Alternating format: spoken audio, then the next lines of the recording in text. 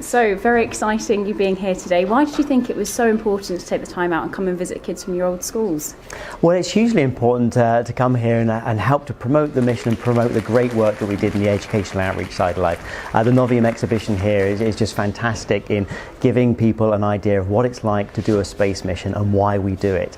Of course, I have a huge attachment to Chichester being my home city as well, so for me it had a huge personal interest to come back as well. Our listeners are going to love that. It's your first time seeing the exhibition as well. Has it lived up to expectations? It's far exceeded expectations. It's absolutely brilliant. I mean, the work and effort they've put into it here is wonderful. I've really enjoyed having a look around it, yes.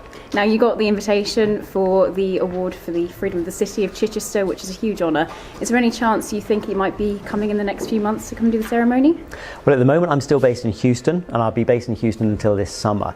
So obviously my trips over to the UK unfortunately are few and far between and very busy, but certainly towards the end of the year there's definitely much more opportunity for getting back. Fantastic. Now, one of my favourite parts of the exhibition is just seeing your time spent in the county growing up. What do you miss most about West Sussex when you're away? I miss home a lot, and it's not just West Sussex, but of course the UK. I've spent so much of my time training overseas in Russia and America and Germany and Japan and Canada as well. So I always love coming back to the UK. Even with the weather, I still love the UK. Really? Brilliant. And obviously you're going back up to space. We heard the news yesterday. Last time you did some amazing things. You did a marathon, obviously all the experiments, the Brit Award. What are you hoping to tick off your list this time?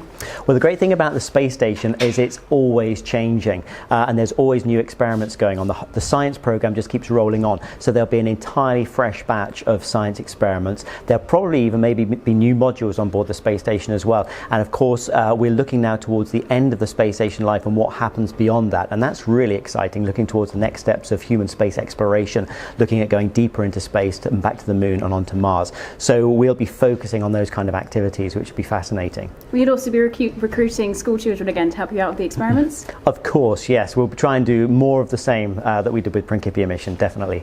Now, you took great photos up there, and that was one of the things that you told the kids was one of your favourite parts about being up there. One of our favourite ones was a photo you took of the south coast. We thought it was beautiful. Was it really surreal to see how far you'd come from home? It was, and it was always very special when our orbit took us over the UK.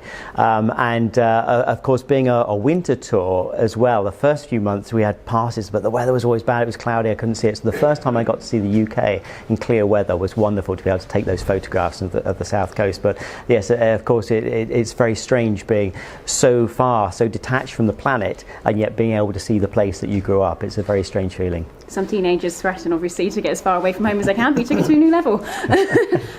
Spirit FM.